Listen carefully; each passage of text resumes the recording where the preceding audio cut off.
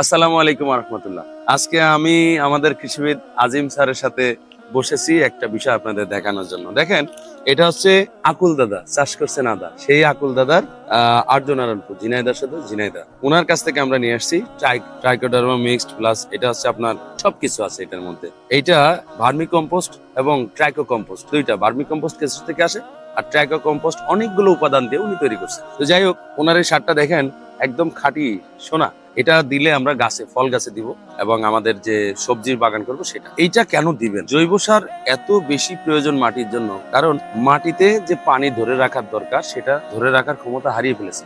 সকালে পানি দিলে বিকালে ফুরিয়ে যায়, সেইটার অভাব পূরণ করে এই জৈব সার। এই যে আমার হাতে যে স্পঞ্জটা দেখছেন, এটা একটা ফোম। আপনারা যেটা বাসের সিটে বসেন, হ্যাঁ, সেই নরম জিনিস। দেখেন, এই যে আমরা একটা পানির পাত্র নিয়েছি, এই দেখেন এটার মধ্যে চোবাচ্ছি। চোবানোর কারণে দেখবেন এটার ভিতরে পানি চলে যাবে। ঠিক আছে, দেখেন এই যে আমরা চুবাই দিলাম, যতবার চুবানো যাবে তত ও যতক্ষণ পানি খাওয়ার খেয়ে নিবে।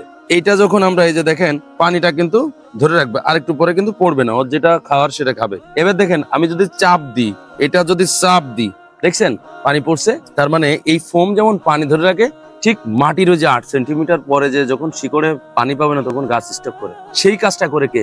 এই জৈব সার। ঠিক এই যে দেখেন, এইভাবে দেখেন কিভাবে চুষে নিচ্ছে পানি, এই যে এইভাবে দেখেন, ঠিক এই যে চাপ দিলে পানি। আর এই জৈব সারও আপনার মাটির পানি ধরে রাখবে, তাহলে গাছ ভালো থাকবে। এবং প্রধান খাদ্যের সবগুলো উপাদানই এই জৈব সারের মধ্যে আছে।